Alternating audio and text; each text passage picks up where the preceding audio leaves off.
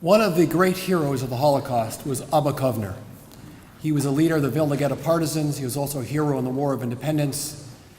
And his most famous quote from the Holocaust was, he said to the Jews, "Don't give in, don't negotiate, don't meet with the Nazis. We must fight back. Let us not go like sheep to the slaughter." Abba Kovner led the Vilna partisans.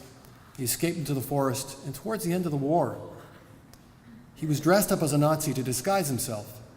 And he's in the ruins of Vilna, and he comes across a woman who's holding a child in her arms.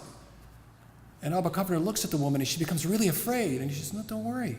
I'm Jewish. I'm not a Nazi. This is just disguise." And then he sees the child in her arms. There's something wrong. He seems mute. He seems almost like he's not present. And then the mother looks at the child and says, "It's okay, my child.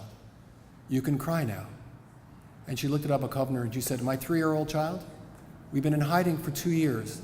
My child hasn't cried in 2 years." Can you imagine that? A child not crying in 2 years for fear of losing their lives?